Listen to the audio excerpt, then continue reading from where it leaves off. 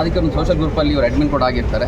ಅದರಲ್ಲಿ ಒಂದು WhatsApp message ಬರ್ತದೆ, ಒಂದು ಫೋಟೋಗ್ರಾಫ್ ಆಗಿ, ಅದ್ರ ಮೇಲೆ ಒಂದು ಕಂಪ್ಲೇಂಟ್ ಆಗ್ತದೆ. ಇವ್ರ ಮೇಲೆ FIR ಮಾಡ್ತಾರೆ. ಅಕ್ಯೂಸ್ ನಂಬರ್ 3 ಅಂತ ಇವ್ರು ಮಾಡ್ತಾರೆ, ಇವ್ರನ್ನ ಇಂಪ್ಲಿಕೇಟ್ ಮಾಡ್ತಾರೆ ಫಾಲ್ಸ್. ಅದನ್ನು ಆದಮೇಲೆ ಇವರಿಗೆ ಪೊಲೀಸ್ ಹ್ಯಾರಾಸ್ಮೆಂಟ್ ಏನು ಮಾಡ್ತಾರೆ, ಇವರು ನಮಗೆ FIR ಕೊಡ್ತಾರೆ, ನಾವು ಸ್ಟೇ ಮಾಡ್ತೇವೆ, ಸ್ಟೇ ಆಗ್ತದೆ. ಅದು ಹೈಕೋರ್ಟ್ ಕೂಡ ಸ್ಟೇ ಮಾಡ್ತಾರೆ. ಫರ್ದರ್ ಇನ್ವೆಸ್ಟಿಗೇಷನ್ ಏನೂ ಮಾಡಬಾರ್ದು ಅಂತ ಹೇಳಿ ಆರ್ಡರ್ ಮಾಡ್ತಾರೆ ಹೈಕೋರ್ಟ್.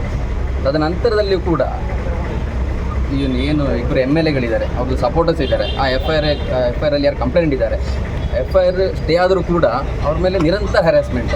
ಅವ್ರ ಮನೆಗೆ ಪೊಲೀಸ್ ಕಳಿಸುವಂಥದ್ದು, ಸೋಷಲ್ ಮೀಡಿಯಾದಲ್ಲಿ ಬಾಯಿಗೆ ಬಂದಾಗಿ ಬೈಯುವಂಥದ್ದು. ಅವ್ರನ್ನ FIR ಸ್ಟೇ ಆದರೂ ಕೂಡ ಅವ್ರನ್ನ ಬಿಡುವುದಿಲ್ಲ.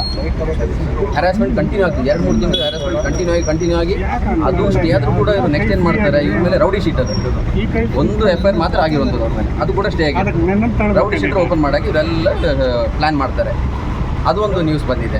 ಅದು ಸೋಷಿಯಲ್ ಮೀಡಿಯಾದಲ್ಲಿ ನಿರಂತರವಾಗಿ ಅದನ್ನು ಬಿಡದೆ ಈಗ FIR ಆಗಿ ಅದನ್ನು ಹಳೆ ಸುದ್ದಿ ಆಗಿದೆ, ಸ್ಟೇ ಆಗಿದ್ದು ಕೂಡ ಹಳೆ ನ್ಯೂಸ್. ಆದರೂ ಕೂಡ ಕಾನ್ಸ್ಟೆಂಟಾಗಿ ಅವರು ಡಿಫಮೇಟ್ರಿ ಬೈಯೋದು, ಅವ್ರಿಗೆ ಬೈಯೋದು, ಆ ಮಗ ಈ ಮಗ ಹೇಳೋದು, ಅದ್ರ ಕಂಟಿನ್ಯೂ ಆಗ್ತಾಯಿತ್ತು. ಅದರಿಂದಾಗಿ ನೋಡಿ ಈಗೊಂದು ಅವರು ವಾಟ್ಸಪ್ ಗ್ರೂಪಲ್ಲಿ ಸುಸೈಡ್ ನೋಟ್ ಥರನೇ ಬರ್ತಿದ್ದಾರೆ. ಯಾರೆಲ್ಲ ಇದಕ್ಕೆ ಹೊಣೆಗಾರರಾಗಿದ್ದಾರೆ ಡೀಟೇಲಾಗಿ ಏನೆಲ್ಲ ನಡೆದು ಬಂದಿದೆ, ಫೆಬ್ರವರಿಯಿಂದ ಇಲ್ಲಿ ತನಕ ಏನೆಲ್ಲ ನಡೆದಿದೆ ಕ್ಲಿಯರಾಗಿ ಹೇಳಿದ್ದಾರೆ. ಅದರಲ್ಲಿ ಯಾರು ಹೊಣೆಗಾರರಿದ್ದರೆ, ಕಾರಣಕರ್ತರಾಗಿದ್ದಾರೆ ಅಂತ ಅವರು ಹೆಸರು ಕೂಡ ಹೇಳಿ ಅವರು ಸುಸೈಡನ್ನು ಮಾಡ್ಕೊಂಡಿದ್ದಾರೆ. ಅದಕ್ಕೆ ಈಗ ಒಂದು FIR ಈಗ ಕಂಪ್ಲೀಟ್ ಆಗಿ ಈಗ ಇನ್ವೆಸ್ಟಿಗೇಷನ್ ಆಗ್ತದೆ. ಇದೊಂದು CBI ಲೆವೆಲಲ್ಲೇ ಇನ್ವೆಸ್ಟಿಗೇಷನ್ ಆಗಬೇಕು. ಈಗ ನಮ್ಮ ಇಬ್ಬರು MLAಗಳಿಂದ ಕಂಟಿನ್ಯೂಸ್ ಹ್ಯಾರಾಸ್ಮೆಂಟ್ ಆಗಿದೆ.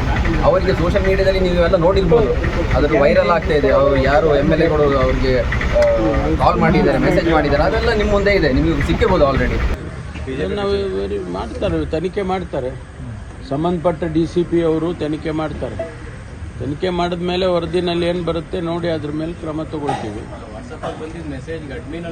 ವಾಟ್ಸಪ್ಪಲ್ಲಿ ಬಂದಿದ್ದು ಅನೇಕ ಸಂದರ್ಭದಲ್ಲಿ ವಾಟ್ಸಪ್ಪಲ್ಲಿ ಬಂದಿದ್ದಾಗಲಿ ಅಥವಾ ಯಾವುದೇ ಸೋಷಿಯಲ್ ಮೀಡಿಯಾ ಪ್ಲ್ಯಾಟ್ಫಾರ್ಮ್ ಬಂದಿದ್ದಾಗಲಿ ಸತ್ಯ ಇರೋದಿಲ್ಲ. ಅದನ್ನು ವೆರಿಫೈ ಮಾಡಬೇಕು. ವೆರಿಫೈ ಮಾಡಿ ಸತ್ಯ ಇದ್ದರೆ ಅದಕ್ಕೇನು ಕ್ರಮ ತಗೋಬೇಕೋ ತಗೊಳ್ತೀವಿ. ವಾಟ್ಸಪ್ ಅಡ್ಮಿನ್ ಅನ್ನೋ ಕಾರಣಕ್ಕಾಗಿ ಅವನ ಮೇಲೆ FIR ಕಾರಣ